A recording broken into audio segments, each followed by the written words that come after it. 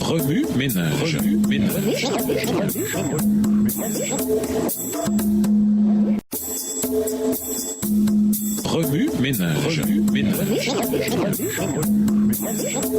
Bienvenue dans votre émission Remue ménage. Nous voilà à la leçon de jeudi, les résultats de la conversion de Paul.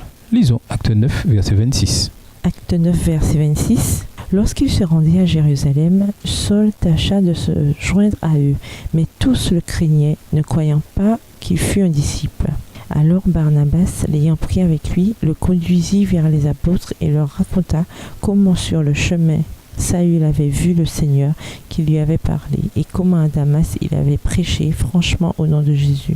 Après la conversion de Paul, nous voyons encore les puissances du mal à l'œuvre. À Jérusalem, ses compatriotes n'arrivaient pas à croire qu'il était devenu un disciple du Christ. Acte 9, verset 29. Cependant, la puissance du bien anéantit la puissance des ténèbres. Paul continua de prêcher la bonne nouvelle au cœur même du rejet et de la résistance des siens. La naissance du christianisme était comme la graine de moutarde. Matthieu 13, verset 31. Il commença tout petit mais grandit de façon extraordinaire pour devenir un mouvement mondial. La conversion de Paul servit de tremplin à la propagation de l'évangile dans d'autres parties de Jérusalem et ailleurs. Le jour de sa grande rencontre avec Jésus, il reçut l'instruction suivante. « Relève-toi, entre dans la ville et là on te dira ce que tu dois faire. » Acte 9, le verset 6. Converti, Paul marcha sur le droit sentier et témoigna pour le Christ. Commençant à Damas et tout le long du chemin menant à Jérusalem, il apporta l'évangile dans différents territoires, présentant avec courage le Christ en tant que Messie. Dans toute la contrée de l'Asie, il traversa différentes villes, contribua à l'établissement de nouvelles églises et à l'instruction des nouveaux croyants.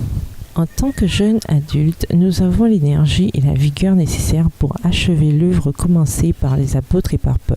Dès notre baptême, nous avons pour responsabilité d'annoncer l'évangile à nos semblables et aux collectivités qui ne l'ont pas encore reçu. Grâce à notre énergie, à notre connaissance et au talent que Dieu nous a accordé, nous pouvons faire avancer la cause de l'évangile avant le retour de Jésus. Suite à la conversion de Paul, les églises connurent une croissance extraordinaire dans les villes suivantes, Rome, Corinthe, Éphèse et en bien d'autres lieux. Finalement, l'évangile se répandit dans le monde entier. Même face à une résistance farouche, Paul s'appuya entièrement sur Dieu et ne fit aucun compromis avec sa foi. Pour l'Église, la conversion de Paul montre que Dieu connaît notre passé et notre avenir. Dieu a de grands plans pour nous, des plans de prospérité et un avenir lumineux. Jérémie 29, verset 11. Bien que nous ayons commis différentes fautes par le passé, l'heure est venue de commencer un nouveau parcours avec Jésus et de présenter adéquatement son message à nos semblables et à nos collectivités. Remue ménage, que peut faire l'Église pour s'assurer que les églises nouvellement établies contribuent à l'avancement de l'évangile du Christ? Une fois converti, Paul travailla en vue de la croissance du christianisme par le biais de son ministère. Quelles activités pouvons-nous faire dans nos collectivités pour montrer que nous avons accepté le Christ? Au revoir. Et à demain si Dieu veut. Remue ménage.